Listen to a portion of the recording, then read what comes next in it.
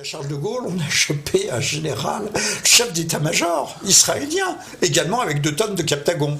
C'est pas Poutine qui a installé des bases autour de l'Europe, c'est le contraire. C'est l'OTAN qui installe des bases. Monsieur Sarkozy était au Stade de France avec son pote le Qatari, là, le financier de Daesh. Or, on voit bien que les guerres qui nous sont faites sont des guerres de l'esprit, sont des guerres de l'intelligence, sont des guerres des mots. Vincent Renoir, qui a fait quand même 1 an de prison, là où un violeur ne les aurait pas fait. Le Messie, c'est d'autre que le fils de Marie. Donc c'est Jésus qui C'est Jésus qui doit revenir, qui est le Messie des musulmans.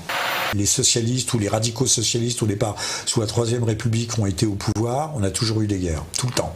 La doctrine officielle de Daesh, c'est un islam totalement déviant qui est en dehors de l'islam. Bonsoir, bienvenue sur la libre antenne, lundi, mercredi, vendredi sur metatv.org de 21h à minuit. C'est la saison 3 et évidemment bonjour à la régie avec nous, bonjour à tous les métanautes connectés et les modératrolls. Et ce soir, une soirée exceptionnelle avec un invité exceptionnel, Jean-Michel Vernochet. Bonsoir. Bonsoir à tous les spectateurs de MetaTV, mais là vous exagérez un peu. Je ne sais pas si elle va être exceptionnelle, nous allons nous y efforcer. On va les laisser juger à la fin. En tout cas, bonsoir à toutes et à tous, déjà. Voilà, bonsoir à tout le monde. Donc, Jean-Michel, pour ceux qui ne te connaissent pas, tu as été professeur à l'école supérieure de journalisme, c'est ça? Oui. Tu es un journaliste indépendant, oui, essayiste, voilà, tu as un CV... si j'ose dire, vraiment très très grand, tu as fait beaucoup. Pas aussi grand que je l'aurais souhaité ou voulu, mais enfin bon, voilà. On fait ce qu'on peut avec ce que l'on a. Quand même impressionnant, tu as travaillé pour des grands groupes de presse, etc. T'as quand même grand groupe de pièces, mais j'ai travaillé, alors j'ai fait des choses importantes, mais en tant que soutier, hein, qu'on m'envoyait là où les autres ne voulaient pas aller. D'accord. Ce qui est assez en plus intéressant, c'est parce que j'ai appris que quand tu étais justement à l'école de journalisme, tu apprenais aux journalistes une matière très particulière, c'était de les informer sur la façon dont l'État, la propagande pouvait s'emparer. Je crois que j'ai créé peut-être en France, sauf erreur, le premier cours sur les questions de désinformation. À un moment donné où l'Empire soviétique est s'écroulant, on pensait que la désinformation était une page d'histoire tournée définitivement, mais en fait les Américains ont embrayé, ils ont embrayé à la vitesse centuple.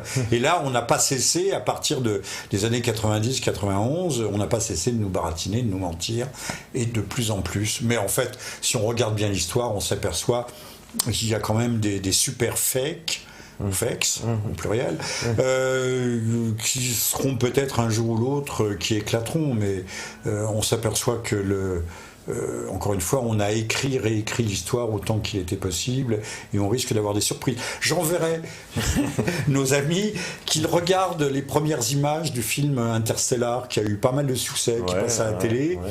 Il y a une scène dans une école où on dit au jeune homme non, tu n'as pas assez bonnes notes, tu n'iras pas dans une école d'ingénieur. Donc actuellement la terre est en train de crever, on a besoin de bons agriculteurs. Et puis on regarde la petite fille, on dit mais qu'est-ce que c'est que ce livre?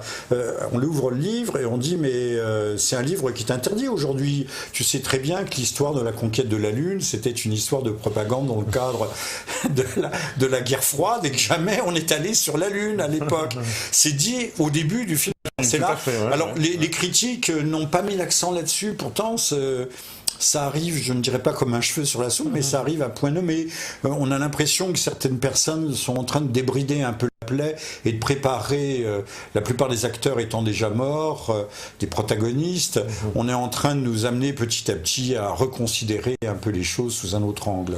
Oui, parce que justement, l'histoire pleine de fakes, des choses qui, avant l'arrivée d'Internet, on ne pouvait pas imaginer ça. Est-ce que c'est pas justement cette arrivée d'Internet qui a modifié complètement justement notre vision de l'histoire. Alors, s'il y a une révolution, c'est bien celle-là, effectivement. Moi, je dis pas que je mets mon Mac par terre tous les matins pour faire ma prière, mais c'est vrai que pour les gens de ma génération, c'est un truc absolument magique. Je sais pas ce que j'aurais pu faire, je serais pas prix Nobel, de toute façon, mais ce que j'aurais pu faire si j'avais disposé de ce type d'engin il y a 30 ans. C'est pas 20 bouquins que j'aurais écrit, mais 100, puisque à l'époque, c'était très lourd, il fallait avoir des gens qui tapent à la machine, ou taper soi-même, il fallait faire des corrections, il fallait faire appel à toutes sortes de manutention, de maintenance, les éditeurs aussi, même quand on est passé aux épreuves photographiées, mais c'était encore assez compliqué, tandis que maintenant on a des fichiers. Les jeunes générations devraient comprendre à quel point on est passé dans une autre dimension. Ce qui ne veut pas dire c'est un progrès, mais un progrès technique, c'est un progrès prodigieux, mais il n'est pas sûr que les mentalités aient tout à fait accompagné ce progrès. On le voit peut-être malheureusement chaque jour dans les comportements de nos semblables, de nos contemporains. C'est-à-dire qu'effectivement, alors voilà, grand progrès. Il y a eu, parce que là tout à l'heure justement tu as parlé d'une chronologie intéressante avec les Américains, un grand basculement avec l'effondrement du monde soviétique et on va dire... Ah, attends, peut-être non, c'est bon, voilà. Et donc l'effondrement donc, du monde soviétique et puis on va dire ce rebond américain très agressif puisque l'OTAN va s'étendre à l'Est, effectivement. Un monde unilatéral. Un monde unilatéral, voilà. Unipolaire et la tentative d'instaurer une hégémonie qui a existé au fond au moins pendant 15 ans. Presque pendant 20 ans. On va dire quasiment donc, toutes les années 90 jusqu'au début des années 2000 et... Après, c'est quoi? C'est le retour de la Russie? C'est quoi La Russie ne revient véritablement que maintenant, depuis 2014. Enfin, l'effort non pas de réarmement, mais de restructuration et de modernisation remonte à quelques années quand les Russes, alors le président Poutine à l'époque, il y a eu Poutine, Medvedev, Poutine à nouveau, se sont rendus compte que la politique de la main tendue qu'ils avaient à l'égard de l'Ouest et de l'OTAN, cette main tendue n'était pas reprise et qu'au contraire les Américains, surtout à partir de 2005-2006, commençaient à vouloir installer un bouclier antimissile en Europe orientale, dans la mer Baltique, soi-disant pour intercepter des missiles iraniens, comme si les missiles iraniens allaient menacer ou l'Europe et encore plus les États-Unis. Donc ils ont pensé que c'était une menace directe. Quand à partir de 2004, l'OTAN s'est étendue vers l'Est avec les nouvelles adhésions à l'Union européenne, mais d'abord à l'OTAN. D'abord à l'OTAN, ensuite ça a été par un paquet de 3-4 pays. Là, les Russes sont redévelopper ce qu'on appelle un complexe obsidional, c'est-à-dire un complexe d'assiégés, un complexe d'encerclement, ont commencé à considérer que la coupe était pleine et qu'ils étaient menacés directement à leurs frontières. Et quand je dis menacés, c'est vrai que tout cela s'inscrit dans une politique qui est bien connue, qui est la politique de ce qu'on appelle d'endiguement. C'est-à-dire endiguement, au fond, de containment, endiguement, qui consiste au fond, à encercler, à créer une ceinture de base autour de l'espace centra-asiatique, eurasiatique, en tout cas russo-chinois, l'espace continental, pour mieux le contenir, comme si la Russie était à l'époque encore une menace. C'est vrai que la Russie est restée une grande puissance nucléaire, mais qui était une puissance sur le déclin. Et là, avec le dernier épisode depuis le 30 septembre, je m'arrête ici, on vient de découvrir que la Russie avait récupéré certainement une suprématie conventionnelle, la guerre sur le terrain, ces chasseurs-bombardiers, aujourd'hui sont surclasse, ou au moins sont à la hauteur des meilleurs appareils américains. Ils ont donc l'Amérique découvre qu'encore une fois, sur le plan strictement conventionnel, la Russie est de retour. Et ça leur fait peur, ils n'aiment pas ça du tout. Parce que justement, la Russie presque surpasse les États-Unis sur ce plan de cette guerre conventionnelle.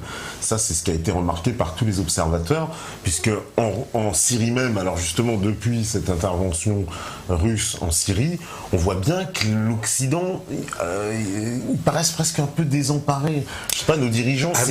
Ils le sont vraiment, ils sont vraiment désemparés. Ils n'attendaient pas la Russie là. Il est vrai que la Russie avait développé normalement des moyens de défense, mais sur son immédiate périphérie. En 2008, la Russie intervient en Géorgie. Oui. Mais donc elle peut intervenir à la rigueur en Ukraine. Et encore, on nous dit qu'elle est en Ukraine. Rien n'est moins sûr hein, entre ce qu'on nous raconte et ce qui est réellement. Et là, ils sont à plus de 1000 km de leur frontière. Donc ça suppose une capacité, comme on dit, de projection de puissance que l'on ne soupçonnait pas. D'où d'ailleurs le ralliement brutal de la France à la Russie qui voudrait coordonner ses mouvements, mais la France a le cul entre deux chaises comme d'habitude. C'est le cul entre deux chaises, allié aux Américains, aux Britanniques, et en même temps essayant de faire les yeux doux à la Russie. C'est vrai que Monsieur Hollande, pour le coup, a été très désemparé par l'affaire inutile de le soupçonner d'avoir trempé dans l'affaire du 13 novembre. Je pense qu'ils ont été pris de court, ils ne s'y attendaient pas. Et c'est vrai que le 13 novembre a été une très très mauvaise affaire pour le pouvoir français, qui s'est rendu compte, d'ailleurs à l'approche des élections, que le pouvoir français perdait la main sur le plan de la sécurité. Alors que toute leur politique avec M. Valls, quand il était au ministère de l'Intérieur, consistait à dire mais nous sommes capables de prendre les choses en main, nous contrôlons la situation, ouvrons nos frontières aux migrants et de toute façon il n'y a pas de risque. Puis là tout d'un coup on découvre que ça pète. Donc ça a été encore une fois une très mauvaise nouvelle et qui montre et qui révèle à quel point M. Hollande est au fond largué.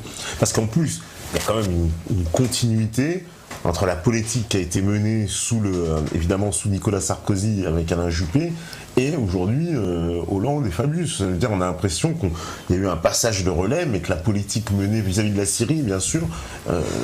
Alors, c'est la question de nos alliances au Proche-Orient, et notamment dans la péninsule arabique, avec les grosses pétromonarchies, mais les deux principales étant l'Arabie Saoudite et le Qatar. Ces gens ont passé des marchés avec nous. Alors je ne sais pas si les marchés sont honorés, s'ils iront à terme, mais ce sont des dizaines et des dizaines de milliards d'euros. Nous sommes, d'une certaine façon, on a créé un système d'alliance qu'aujourd'hui beaucoup appellent à remettre en question. On sait très bien que c'est le Qatar qui paye Al-Nosra, qui finance Al-Nosra, donc Al-Qaïda. Il paraît que c'est Al-Qaïda qui a fait sauter les tours jumelles de Manhattan en 2001. Maintenant, là, ils font du bon boulot, hein, si j'en crois le ministre des Affaires étrangères. Et les Américains les arment, les soutiennent, éventuellement d'ailleurs les encadrent, leur envoient des conseillers. La Jordanie, alors ne parlons pas de la Turquie. Quant au royaume wahhabite saoudien, de toute façon le Qatar est aussi wahhabite, eux c'est plutôt Daesh. Enfin, tout ça s'est entremêlé. Il faut bien penser qu'entre Al-Nosra, Daesh et même l'armée syrienne libre, qui sont soi-disant des terroristes modérés, toujours selon M. Fabius, les distinctions sont assez faibles. Souvent, ils sont rivaux. C'est vrai que ces groupes, entre eux, s'affrontent. Parfois s'entretuent. Mais au fond, ils représentent une même idéologie.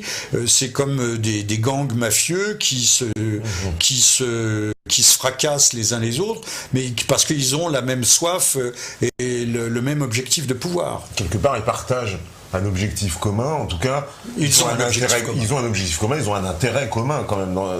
Et le rôle, alors justement, c'est ça. Mais ils ont également, eux-mêmes, excuse-moi, ils ont également des parrains qui sont, l'un c'est la Turquie, l'autre c'est... Donc ils ont chacun, comme on dit aujourd'hui, leur agenda. Donc on tire un peu la couverture vers soi, c'est ça un peu. Voilà, donc... mais il faut bien comprendre que ces groupes ne sont que des mercenaires, des exécutants, le cas échéant même des zombies, ceux qui viennent se faire sauter relèvent de la catégorie zombie. On parle souvent, enfin on a parlé beaucoup avec Thierry Messant, mais ça se confirme apparemment de prise de drogue, du Captagon, de certaines drogues. Oui, Messant a été l'un des premiers à en parler très tôt. Ces gens-là, effectivement, ingurgitaient, on le faut, en tout cas on faisait ingurgiter des drogues. Vous voulez que je vous fasse rire? C'est une information, mais qui est passée dans des journaux sérieux. Je ne sais pas si c'est dans Le Point, Les Échos ou autre. On a arrêté à Beyrouth un prince saoudien dire. Avec 2 tonnes de Captagon qui étaient embarqués dans des valises dans son avion privé. Était-ce pour son usage personnel? Mais on va nous dire que ces gens-là n'alimentent pas parce que c'est le carburant des djihadistes.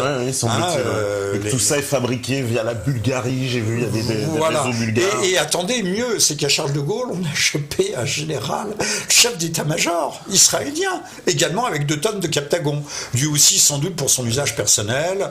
Alors on ne sait pas ce que l'affaire est devenue, c'est une affaire diplomatique. Le gars a dû être gardé quelques heures dans un joli salon réservé, on lui servait son thé, son café, tout ce qu'on veut, et ses petits gâteaux, et puis après on l'a prié de repartir. Mais enfin bon, le gars a été pris la main dans le sac. D'accord. Donc ça, ce sont des choses quand même. Ce sont des faits. Ce sont des faits et qui démontrent qu'il y a une véritable un peu schizophrénie de nos dirigeants en Europe sur le fait que d'un côté, tout le monde. Un peu. Oui, un peu. Oui, je le retire. D'un côté, ils prétendent combattre Daesh, combattre le terrorisme, etc. On fait des beaux discours, et puis de l'autre côté, on a l'impression qu'on Alors, hier soir, c'était la soirée. Vous me tendez la perche, c'est qu'à le dire. C'était la soirée des élections. Oui. Normalement, les chefs de parti, M. Cambadélis, autrefois condamné pour escroquerie dans l'affaire de l'ABNEF. Faut pas l'oublier, ce sont des escrocs qui dirigent ce pays. Il a été condamné, je ne sais pas si c'est amnistié, je ne sais pas si on peut encore le dire. Ah oui, on peut le dire. Bon, vous avez un bon avocat. On n'a plus. Bon, mais hier soir, le chef de parti, on peut s'attendre à ce que M. Sarkozy, patron des Républicains, c'est pas n'importe quoi ça, que M. Sarkozy soit à la tête de ses troupes, dans les studios, en train de faire non pas le coup de poing, mais le coup de feu d'un micro à l'autre. Et ben non, M. Sarkozy avait le cul bien calé dans une loge d'honneur du Grand Stade de France pour regarder le match Paris Saint-Germain, où Paris Saint-Germain s'est particulièrement illustré. Mais à côté de lui, il y avait, alors j'ai oublié son nom, le président du club Paris Saint-Germain, qui est un Qatari. Proche du pouvoir qatari. En plus, proche du pouvoir. Au moment même, donc M. Sarkozy s'est affiché à côté d'un Qatari. Au moment même où commence à se dévoiler le fait que le Qatar soutient le terrorisme, c'est quand même un peu curieux.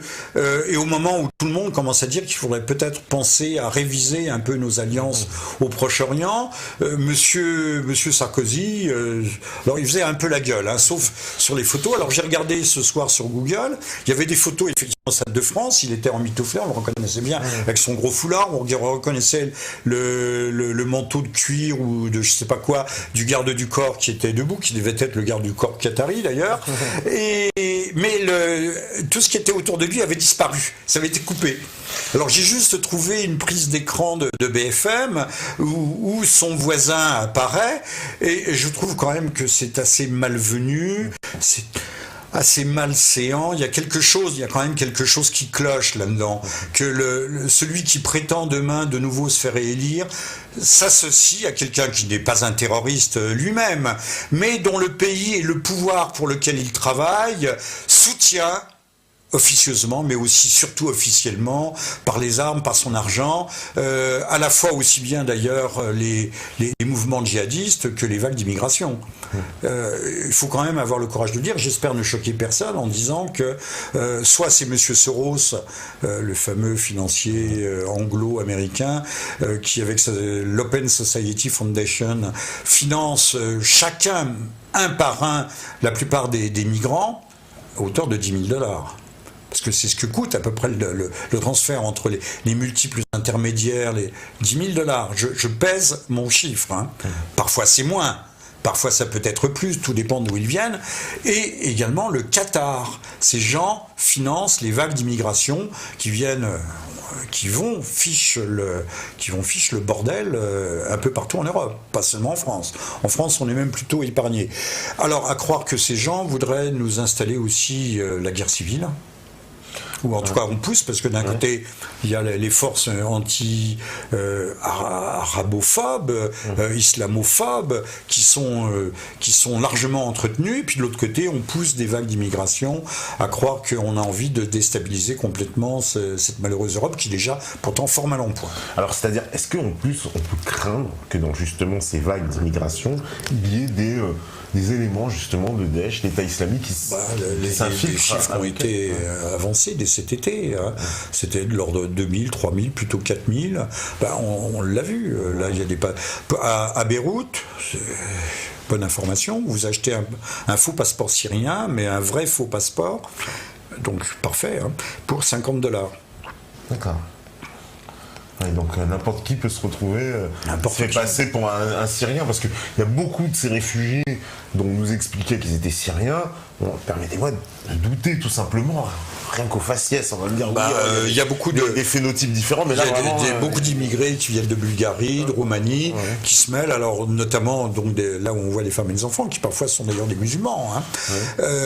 Mais on sait que ceux qui arrivent de Syrie abandonnent leur famille et sont surtout des jeunes hommes, des jeunes hommes en pleine santé. Là aussi, je vais être désagréable, voire odieux, en disant que ce sont des gens, bien sûr, ils n'ont peut-être pas voulu rallier Daesh ou Al-Nusra, mais ce sont des gens qui n'ont pas voulu combattre non plus pour leur pays et pour défendre leur pays dans cette guerre terroriste. Vous voyez ? Donc, ce sont des gens qui finalement ont déserté aussi. Il faut peut-être voir les choses sous cet angle. Alors on va dire que j'exagère, oui peut-être un peu, je suis peut-être un peu partial, oui peut-être un peu beaucoup, mais il faut aussi avoir ce genre d'informations à l'esprit. Parce qu'il y a un grand recrutement qui est fait, alors justement ça c'est une question qu'on avait abordée la semaine dernière, c'est-à-dire Daesh, l'État islamique, puisque bon, il y a plusieurs noms mais pour la même entité finalement, tout ça revient un peu au même, exerce quand même une sorte de fascination sur certaines populations en Europe, et des gens sont prêts à aller se battre finalement, mais pourtant pourquoi il y a cette fascination? Mais vous me posez, c'est une très bonne question. J'ai jamais eu l'occasion d'y répondre parce que vous pensez bien que je suis pas invité par les grands médias. Ils risquent pas de m'inviter pour dire que M. Sarkozy était à côté d'un Qatari qui donc que M. Sarkozy au fond soutient indirectement ou s'acoquine ou s'associe. En tout cas, il semblait être cul et chemise avec son voisin qu'il aime beaucoup. D'ailleurs, il y a des photos de lui où on les voit ensemble en train de s'embrasser. Au fond, qui sont les vrais terroristes? La question se pose. Voilà. Ouais. Alors, pourquoi les jeunes gens vont-ils? Si vous allez, sans même aller sur les sites, on connaît certaines vidéos, les musiques, les chants religieux et guerriers sont extrêmement prenants. Ils sont même fascinants. Mettez-vous, vous avez plus tout à fait 20 ans, moi non plus, encore moins. Mais mettez-vous dans la peau d'un gars de 17-18 ans qui est un peu en galère, qui dérive. Il entend ça, c'est une sorte d'appel, pas d'appel à la prière, mais d'appel à l'aventure. C'est l'époque, la fin de l'adolescence, c'est l'époque de tous les sacrifices, de tous les romantismes. Celui qui n'a pas envie de s'engager pour une grande cause, à la fin de ses... vers le début de ses 20 ans, c'est pas un être normal. Donc on leur promet là aussi l'exaltation. Alors parce qu'il y a des tarés aussi dans le lot, on va leur donner le droit de tuer au nom de Dieu. Formidable. C'est un peu facile. Formidable. Non, mais pour les autres, alors tout se mêle. On combat à la fois le système, on combat l'Amérique, on combat le capitalisme, on combat la pornographie. Il y a Dieu qui vous promet le paradis, puis surtout la camaraderie de combat. Il y a pas 100 nationalités, mais on dit 85, donc presque 100. Ça arrive de tous les côtés. Et il y a toute la jeunesse déshéritée du monde. Pensez, vous êtes un jeune Tunisien, vous arrivez à 25, 26 ans, vous n'avez aucun espoir de vous marier, parce que vous n'avez pas un revenu suffisant. Ce sont des pays où il faut un peu d'argent pour se marier. Tout le monde sait ça. Un jeune Égyptien, encore il n'y a pas beaucoup d'Égyptiens, ne parlons pas du Yémen en guerre, ou un Somalien. Au fond, là-bas, au début, il fallait payer quand même sa calage, il fallait payer son billet, mais maintenant, il y a de l'argent qui arrive. qui plus est, donc ceux qui ont connu l'expérience afghane, mais je parle les anciens, des cadres, vont reprendre le djihad qui avait été commencé en Afghanistan, vont le reprendre contre la Russie, qui est présentée comme avant c'était la Russie soviétique, maintenant c'est la Russie orthodoxe, mais tout ça c'est le démon, puisque on combat les mécréants. Les mécréants, c'est au premier rang les sunnites eux-mêmes. C'est les sunnites qui ne se plient pas à cette école schismatique déviante qu'est le wahhabisme. Donc une école littéraliste, on peut en parler tout à l'heure si vous le souhaitez. Donc d'abord les sunnites qui n'entrent pas exactement dans le cadre strict de la vision religieuse, mais non pas spirituelle, religieuse du wahhabisme, ritualiste. Et ensuite les chiites, mécréants parmi les mécréants. Et puis après, tous les chrétiens, etc. Parce que la Russie est la Syrie, c'est une mosaïque. Sauf nos amis israéliens, chez qui les gens non pas de Daesh mais d'Al-Nusra vont se faire soigner. Oui, c'est ça, ils vont se faire soigner côté israélien. Alors je me méfie quand même parce qu'on voit aussi pas mal de désinformations passer dans les sites dits de dissidence. On dit à un moment donné qu'on a attrapé un officier supérieur, enfin pas supérieur, mais un colonel de Tsahal en Syrie ou en Irak, qu'il y a eu des larguments d'armes. Tiens, à ce propos, une information quand même assez amusante, enfin amusante, je ne sais pas si elle l'est, mais on a trouvé l'un des pistolets mitrailleurs utilisés, je crois, au Bataclan. On a retracé l'arme, elle a été vendue par une société de Floride, américaine, de Floride. Alors ça s'achète par Internet, mais pas seulement par Internet, tenue comme par hasard par des Israéliens. Alors les Israéliens ne sont pas intervenus, bien entendu. Qui pourrait soupçonner une horreur pareille? Mais d'un autre côté, on peut aussi encourager un certain nombre d'individus un peu à la cervelle un peu brûlée, vous voyez ce que je veux dire? Parce que c'est un peu ce que on nous explique des fois. Est-ce qu'il n'y a pas dans les États ce qu'on appelle l'état profond, justement, cette notion, c'est-à-dire que dans un même gouvernement, il puisse y avoir des gens contradictoires, c'est-à-dire contradictoires. Vous avez très bien défini, très bien, qui mènent des politiques indépendantes. L'état profond le plus connu, c'est l'état turc, ceux qui vendent des armes, qui font arrêter des gendarmes ou arrêter des magistrats parce qu'ils ont emprisonné des journalistes parce qu'ils ont publié les photos des transferts d'armes. Même si c'est à petite échelle. Voilà, il y a des douaniers. C'était au mois de juillet. Au mois de juin ou au mois de juillet. C'est des douaniers donc arrêtent. Mais l'affaire n'est pas terminée. Et on fait renvoyer les procureurs, etc. Peut-être y a-t-il aujourd'hui un état profond en France. Peut-être. Des mouvements dissidents, en tout cas aux États-Unis, c'est de plus en plus certain. Beaucoup se sont interrogés sur le rôle d'un État profond dans les affaires du 11 septembre 2001. On sait qu'il y a au Pentagone ou au département d'État de hauts personnages qui mènent leur propre politique. On sait que la CIA aussi a ses propres sources de financement et peut échapper à la tutelle du pouvoir, j'allais dire du pouvoir présidentiel, c'est le pouvoir central. Tout ne remonte pas jusqu'au président et il y a des échelons dotés d'une certaine autonomie. Je donnerai un exemple, du temps des talibans en Afghanistan, le Mollah Omar, c'est pas le Mollah Omar, c'est Mollah Omar, avait lancé une fatwa qui avait bloqué la production d'opium. En l'espace d'un an ou deux, l'opium était passé de 1200 tonnes. La dernière année, en 2001, la production d'opium était de 180 tonnes. 180. 3 ou 4 ans après la conquête par les États-Unis, on était à 2000-2500 tonnes d'opium. Cet opium passe sous forme d'héroïne à travers l'Iran, mais plus encore par la Russie, où elle fait des ravages, 30 000 morts par an. Et on sait qu'elle arrive jusqu'en Europe.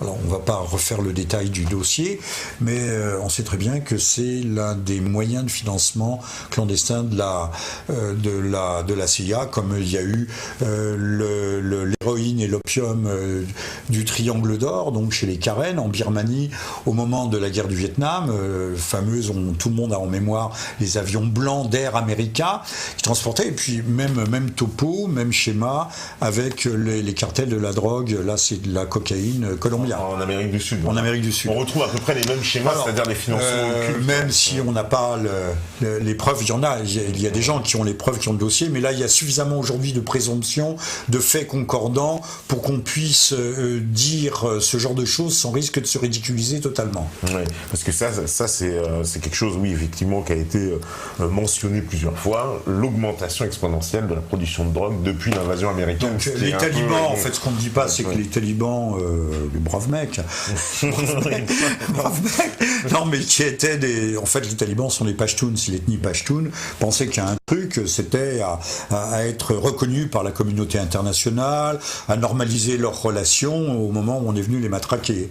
Il faut le dire, Quand on dit les talibans, on fait la guerre à l'ethnie Pashtun. Et puis il y a eu, alors, parce que juste avant cette guerre d'Afghanistan, on a connu un certain nombre de faits qui, on va dire, qui visaient l'État afghan pour le décrédibiliser de façon internationale. On a vu ces images de cette femme abattue dans le stade. Vous faites bien de me parler de ça. Rappelons-nous de ça, là on va faire un petit flashback, parce que j'ai l'impression que ça nous a préparé à la guerre d'Afghanistan, parce que on nous a quand même mis toutes ces images dans la tête, et c'était avant 2001, et ça a quand même contribué à se dire, c'est ce régime-là, finalement, il y a le dégager, quoi. Un grand journaliste américain, un gars qui avait travaillé pour CNN, ou qui travaillait pour CNN, qui a été l'un des derniers à rencontrer Ben Laden. Il a écrit un livre, et il dit, mais moi j'ai parcouru tout l'Afghanistan, donc j'ai vu partout des stades de foot, et j'ai toujours vu des gens qui jouaient au foot sur les stades de foot, et jamais d'exécution.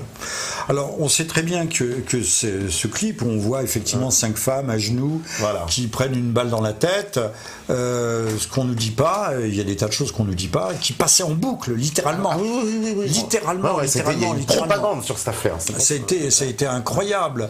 Il y avait une chaîne qui s'appelait Odyssée à l'époque. Ouais, elle existe toujours, je crois. Non, il n'existe plus. Il y avait Planète, Odyssée. Et bien, passer ça, c'était répétitif, tous les jours. Alors, je vais vous dire, il faut savoir ce qu'est aussi la charia. D'abord, la charia, il n'y a pas la charia, qui signifie la voie. La charia, c'est jurisprudentiel. Et c'est différent dans chaque pays musulman. Parce qu'on introduit des règles, je vais presque dire coutumières, ça semble terrible et c'est pas si terrible que ça. Alors la charia prévoit une chose, c'est qu'il y a exécution dans le cas où il y a refus par la famille de la victime du prix du sang. Alors c'est très simple. On peut racheter sa vie. On paye un prix, le prix du sang, on donne une certaine somme d'argent, et à ce moment-là, c'est une absolution. On est libre. Là, la famille avait refusé le prix du sang, et ce ne sont pas des bourreaux qui tuent, c'est la famille des victimes. Alors il faut savoir que ces 5 femmes qu'on a vues n'étaient pas de saintes innocentes. Elles avaient attiré l'une de leurs compagnes dans un guet-apens, elles l'avaient tuée après l'avoir martyrisée. C'est pourquoi le prix du sang avait été refusé. Il y a un très joli film iranien qui traite de cette question dans les bas-fonds de Téhéran, qui s'appelle les libres enfants de Belleville. Je vous le recommande. Et on parle justement, c'est l'histoire du rachat du prix du sang pour un jeune homme qui a tué en fait sa fiancée. Et donc on va supplier le père d'accepter le prix du sang. Et le système iranien est tel que celui qui veut l'exécution est obligé de payer un prix du sang à l'État, qui est actuellement de plus en plus cher, et donc il est obligé lui-même de payer pour faire exécuter, dès lors qu'il a refusé le prix du sang offert par la famille du coupable. J'étais assez clair. Donc le système n'est pas du tout ce qu'on nous montre. On ne tuait pas les femmes comme ça. C'était des criminels endurcis, donc ce qui était extrêmement rare. Je pense que ça n'est arrivé qu'une fois. L'exécution et le fait de la famille après le refus du prix du sang, qui est toujours une échappatoire. D'accord. Donc c'est pas du tout ce qu'on nous raconte. Ah ouais, parce que cette affaire, elle a quand même contribué à préparer les esprits. Mais personne ne dit ce genre de choses. Je suis pas un spécialiste de l'islam. Si on trouve mon explication trop schématique, même elle n'est pas caricaturale mais trop schématique, ben, tant pis. C'est déjà bien qu'on dise. J'ai pas entendu qui que ce soit, même parmi les musulmans, donner ce type d'explication. Parce que donc après, il y a eu ce renversement du régime taliban, parce que les talibans quand même, ils ont été soutenus dans les années 80 par c'était les Moudjahidines. Ils ont été créés. Non. C'est plus compliqué que ça, mais on les a laissés faire. On les a laissés faire, on les a armés, on les a aidés, on les a financés, on les a formés. Le fameux commandant Massoud, copain de Bernard-Henri Lévy et toute l'intelligentsia française, c'était également un fondamentaliste musulman qui était entré en lutte contre les talibans parce que lui-même n'avait pas été admis au partage du pouvoir. Donc on nous fait croire que Massoud était l'homme de la liberté. Pas du tout. Massoud était un chef de guerre parmi d'autres. D'accord, comme le fameux Ekmatyar avec lequel l'Occident s'était allié, même chose. Ekmatyar était un seigneur de guerre et qui partageait la vision, une même vision ultra puritaine de l'islam. Et donc ensuite, c'est quoi? C'est qu'ils sont devenus gênants, on leur est tombé dessus, parce qu'en 2001... Après... Ça s'appelle le renversement d'alliance. Ouais. On sert des gens, ce sont des instruments. S'ils ne marchent pas droit et s'ils se sentent des ailes leur pousser, ou s'ils ont leurs propres ambitions, on les déquille une fois qu'ils ont servi. Vous remarquerez comme moi qu'on prend surtout, comme chef d'État dans ces pays, on prend des marionnettes. Oui, bien sûr. Ouais. Hein, c'est la règle. Oui, alors justement, il y a un autre événement qui a précédé aussi, j'aimerais bien qu'on l'évoque, c'est la guerre en Yougoslavie, parce que ça aussi, c'est une guerre de l'OTAN, voilà, de la même façon, qui a fini par aboutir à la création d'un État, le Kosovo, que beaucoup pensent... Les armes d'aujourd'hui, celles qui tuent à Marseille, arrivent du Kosovo. Ouais. Elles arrivent de là-bas. C'est le résultat des guerres que nous faisons. Comme les vagues d'immigration subsahariennes nous arrivent de Libye, là où on a mis le chaos. Là, on a mis le chaos, voilà. Et du Kosovo sont des armes et également des trafics de drogue, trafic d'armes, trafic de drogue, trafic d'êtres humains. Donc ça veut dire que... Pardon. Ah oui. Alors, on remet le vilain micro qui s'en va, mais c'est moi qui ai dû tirer dessus, voilà. C'est bon. Et donc, c'est vrai parce qu'en fait, ça signifie bien qu'il y a une déstabilisation totale. Parce que là, je veux dire, depuis tout à l'heure, on aborde justement tous ces sujets de géopolitique internationale et on voit bien qu'il y a une déstabilisation de la Libye, de la Syrie, de l'Irak, de l'Afghanistan, et tout ça contribue. Il y a un calendrier, c'était prévu. Se met un chaos total dans ce Proche-Orient eurasiatique. C'est bien le fameux général Clark qui se promène dans les couloirs du Pentagone, juste après le 11 septembre, et on lui montre un mémo, et on sait qu'il y a 7 pays qui doivent changer de main, dont le pouvoir doit être, ça s'appelle en américain régime change, renversement du régime, changement de régime. Hein, il y a l'Irak, il y a l'Iran, il y a la Syrie, il y a la Libye, l'Algérie, l'Afghanistan dedans. L'Afghanistan, évidemment, ça fait 5. Le Yémen et la Somalie, je crois. Le Yémen et la Somalie. Et actuellement, j'ai rencontré à Beyrouth récemment un représentant des Nations Unies, mais d'assez haut niveau. Hein, c'est pas un petit représentant qui me dit ouvertement. Aujourd'hui, il y a plusieurs pays qui sont dans le collimateur pour être démantelés, morcelés. C'est ce qui est prévu. Hein. Il y a vraiment un agenda. C'est l'Irak, la Syrie. Alors l'Irak, vous savez ce qu'on en fait. Un Kurdistan, donc ça c'est ethnique. Et puis deux séparations religieuses, confessionnelles, chiites et sunnites. Et c'est pourquoi d'ailleurs on a créé Daesh, pour faire une sorte de Sunnistan enclavé au centre. Voilà. Et puis il y a la Syrie, et puis il y a le Yémen. Et puis le dernier, ça va peut-être vous surprendre, il y a l'Arabie Saoudite. Quand c'est comme disent les Anglais, à la bouche du cheval qu'on vous dit ça, c'est-à-dire un fonctionnaire sérieux qui dit pas de conneries, qui est pas censé dire conneries, qui n'est pas un excité, qui n'est pas un illuminé, qui est quelqu'un qui travaille étroitement avec l'OTAN. Quand vous avez un type qui vous dit ça, même si on le sait, même si on le subodore, même si on le suppose, même si on sait que, par exemple, depuis 1982, avec le plan Yoded-Yinon en Israël, le plan a été, les grandes lignes de la stratégie d'un grand Israël ont été tracées, qui englobe ces différents pays. Eh bien, on reste quand même toujours surpris. Oui.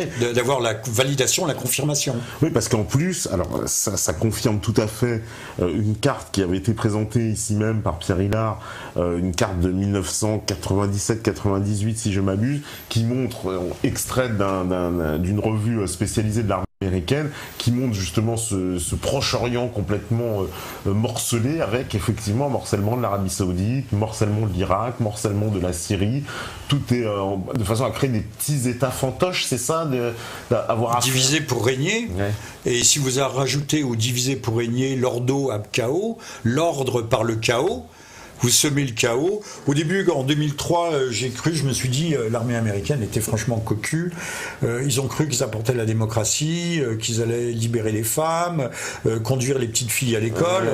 Tout existait déjà dans l'Irak de Saddam. Mais je dis que l'armée a été cocu parce qu'elle pensait vraiment que ce pays connaissait un déficit profond de démocratie. C'était pas une démocratie, c'était une dictature. Certes, c'est une dictature, mais les gens étaient libres d'entrer et de sortir. Il suffisait de ne pas dire du mal du pouvoir et vous faisiez ce que vous vouliez. J'avais un ami originaire d'Alexandrie en Égypte qui me dit mais pas du tout, Jean-Michel, tu te trompes complètement. Ce qu'ils veulent, c'est le chaos. Alors tous les Américains ne voulaient pas le chaos, c'est là où intervient l'État profond. Mais on sait qu'il y a par exemple, il y avait cette fondation pour un nouveau siècle américain, avec un dénommé Michael Lydon, qui était un agent reconnu du Mossad, qui avait participé apparemment, je crois que c'est sur sa fiche wiki en anglais et en français, qui avait participé à la fameuse stratégie de la tension en Italie, durant les années de plomb, l'attentat de la gare de Bologne, où il y avait eu 80 morts, etc. Les armées secrètes Le Michael Lydon en question avait développé une stratégie du chaos constructif. Et là, vous voyez, le serpent s'est rattrapé, se mord la queue. Le chaos est un moyen de gouverner. Or, on s'aperçoit qu'aujourd'hui, à l'extérieur des frontières de l'État israélien, le chaos se répand. Et la Libye fait partie de la périphérie immédiate. Il y a des richesses, des ressources naturelles, des richesses énergétiques, fossiles, et des États qui ont régressé, non pas à l'âge de pierre, mais qui ont régressé de 30, 40 ans, 50 ans, qui sont aujourd'hui, qui sont des monceaux, des conceaux, peut-être la Syrie, qui pourrait se reconstruire si tant est que nous le voulions. Oui, parce que donc il y a un objectif clair donc qui est dans l'intérêt, on va dire, d'Israël, qui est de semer donc un chaos tout autour d'elle, d'atomiser, on va dire, quoi, ses concurrents. Pas seulement d'Israël. Bon, il faut parler des néo-conservateurs américains. Beaucoup ont une double nationalité, mais lorsqu'on parle de judéo-américains, il y a aussi beaucoup de chrétiens évangélistes qui pensent que Israël étant la terre promise, le jour où tout le peuple juif sera, et vous voyez, il y a un côté messianique aussi qu'il ne faut pas négliger. Le jour où le peuple juif aura entièrement récupéré sa terre, la terre promise dans l'Ancien Testament, et dès la Genèse, d'ailleurs, dès le début, au tout début, à ce moment-là, le Messie pourra venir. Donc, on pourrait croire que l'Amérique est un grand pays, non pas affranchi de toute spiritualité, mais que sa spiritualité serait plus éclairée. Alors qu'on voit qu'on a affaire à une spiritualité particulièrement archaïque, pour ne pas dire primitive. On croit aux prophéties. D'ailleurs, Hollywood entretient savamment cet esprit rationnel, que ce soit avec les loups-garous, les vampires, les extraterrestres, les démons de la nuit, tout ce que vous voulez. Il y a une culture de l'imaginaire collectif américain qui est profondément imprégnée de cet irrationnel. Ce qui explique aussi la malléabilité, le fait qu'on puisse manipuler à volonté les opinions publiques, puisqu'ils sont amplement préparés par la pâture culturelle qui leur est délivrer. Moi-même, j'échappe pas à la règle. Je regarde des films américains. Je suis pas indemne. Oui, bien sûr, on est tous touchés. Voilà. Tous n'en mourraient pas, mais tous étaient atteints. Et donc, parce que ça veut dire qu'une fois qu'on aura donc atomisé ces États, créé un espèce de chaos généralisé, est-ce que aussi il n'y a pas une volonté, parce que par rapport aux événements qui sont déroulés à Paris, d'insuffler ce chaos vers l'Europe aussi un peu Alors c'est ce que je disais tout à l'heure avec ces vagues d'immigration qui sont, j'allais dire une horreur. Non, je me retiens. Mais on croyait que pour envahir et occuper un pays, il suffisait d'arriver avec des chars, des avions de combat. Mais pas du tout. Aujourd'hui, il suffit d'arriver avec une valise. Mais comment donner du travail à tous ces gens? Moi, je veux bien qu'on donne du travail aux migrants, mais dans un pays où déjà, officiellement, il y a, je parle de la France, 3 millions de chômeurs. Officieusement, on est à 5-6, voilà. 5-6, largement. Même la rhétorique de dire ils acceptent du travail dont les Français ne veulent plus. Même ça, c'est en train de tomber. Même les gens de gauche n'osent plus tenir ce type de langage. Mais on sait très bien qu'on sera comme en Allemagne. On va les payer à quoi? À 2 euros de l'heure, à 3 euros de l'heure. On va les faire travailler sans couverture sociale, sans assurance maladie, sans quoi. Donc ça sera du bétail à travailler. Et ces gens seront inintégrables et inassimilables, où ils ne trouveront pas du tout de travail, et ils seront à charge du contribuable. Et tout ça va contribuer à quand même, on va dire, augmenter les tensions communautaires. C'est ce que je disais. Et si ça débouche sur des affrontements, peut-être pas à grande échelle, mais une guerre civile à bas bruit. Déjà, on voit une criminalité. Regardez, ils s'entretuent entre eux. Ils se font même griller, le cas échéant, à Marseille. Parce qu'on ne nous dit pas tout. Ils font des barbecues, vous le savez. Oui, bien sûr. Oui, voilà, vous êtes au courant, ils font des barbecues. C'est sympa. Ce sont quand même pas des mœurs de chez nous. Une balle dans la tête, c'est déjà pas bien, mais faire griller un type, c'est pas splendide. Il va y avoir une insécurité généralisée. Donc des tensions. Encore une fois, il est facile de trouver des boucs émissaires. Le bouc émissaire, ça sera le gars qui sera un peu bronzé. Alors les autres diront non, pas de racisme, pas de ceci, pas de cela, mais c'est eux qui l'auront créé aussi. Vous voyez ce que je veux dire? Bien sûr. Ceux qui dénoncent le racisme, c'est ceux qui, au fond, le fabriquent. Oui, bien sûr. Parce que de toute façon, c'est une espèce de schizophrénie d'encourager. Schizophrénie, c'est un grand mot. L'immigration d'un côté, dire qu'il faut accueillir tous les migrants, etc. Et puis de l'autre côté, il n'y a rien qui est mis en œuvre de toute façon. Et puis on ne peut rien mettre en œuvre. On ne peut rien mettre en œuvre parce que ça va finir comme à Calais, quoi. C'est-à-dire des espèces de bidonvilles où les gens vont s'agglutiner, s'agglomérer comme ça autour des villes et puis créer une situation qui est invivable. Regardez, mais même les banlieues, je n'y vais pas, alors je ne peux pas dire que je connaisse les banlieues, mais je sais que, proverbe paysan de chez nous, les hommes c'est comme les pommes, quand on les entasse, ça pourrit. Et on a fabriqué de véritables bantoustans ou des ghettos. Pas étonnant que les hommes pourrissent là-dedans. Je dis pas que un peu de force morale empêche de descendre, mais c'est vrai qu'il est plus facile de dealer, de vendre de la drogue ou de faire le chouf, comme vous dites, faire le chouf, que d'aller à l'école et d'apprendre un métier suant, astreignant. Parce que là, justement, on va dire, on envisage tout ça justement d'une politique globale. Alors, créer le chaos en Europe, c'est quoi? Est-ce que c'est une façon pour, on va dire, les forces que je nommerais américaines, on va dire, en tout cas états-uniennes, de nous mettre sous leur parapluie, non? Nous avons des gens qui sont des messianistes. Vous avez le droit de dire, et je pense qu'on peut le dire, on parle bien de judéo-chrétiens. Et bien il faut dire les judéo-protestants. Qui sont ceux qui sont à la manœuvre pour créer un ordre mondial, une gouvernance mondiale, où tout sera radieux. Enfin, c'est ce qu'on nous a promis. C'est ce que Lénine avait promis aux Russes, avant de les massacrer ou de les faire se massacrer. Parce qu'on nous parle toujours de Staline, mais il faut voir ce qui s'est passé entre 1918 très exactement et 1921. Ça a été affreux, n'en parlons pas. Mais ça, si vous remarquerez, c'est toujours passé sous silence. Toujours. Eh bien, le monsieur Attali, d'ailleurs, conseiller de monsieur Sarkozy, il avait même été conseiller de monsieur Mitterrand. Ensuite, il avait dû aussi conseiller en sous-main peut-être un petit peu M. Chirac, pourquoi pas. Conseiller de M. Hollande nous dit sagement, il y a la vidéo, vous pouvez la trouver, vous pouvez l'intégrer dans une de vos... Tout le monde la connaît, il dit je ne sais pas si ça sera avant ou après la Troisième Guerre mondiale, ce sont textuellement ses mots, son propos, mais la gouvernance mondiale, nous l'aurons. Ah oui, oui. Avant ou après. Donc pour lui, le chaos généralisé, la révolution mondiale, on va l'avoir. Donc c'est la guerre mondiale et on aura une gouvernance mondiale. Voilà, l'objectif est défini, il est tracé, on le connaît, il est clair, il est simple. Donc il y a à l'œuvre cette espèce de vision messianiste. Alors là, c'est pas le retour du Messie, mais c'est l'accomplissement du bonheur universel. Mais on n'a pas réussi à faire le bonheur pour tous les peuples d'Europe avec Bruxelles. On est même très loin du compte. Imaginez à l'échelle planétaire. Oui, mais alors, justement, parce que il y a un rôle, il y a un homme dans ce jeu, on va dire, d'échiquier mondial. On l'a évoqué tout à l'heure, c'est Poutine, donc le président russe. Beaucoup disent justement qu'il appartiendrait à ce jeu mondial, et d'autres nous disent non, il ne joue pas le jeu du monde. Il fait ce qu'il peut. Il fait ce qu'il peut. C'est ni le grand monstre qui envoie ses troupes dans le Donbass, au nord-est de l'Ukraine.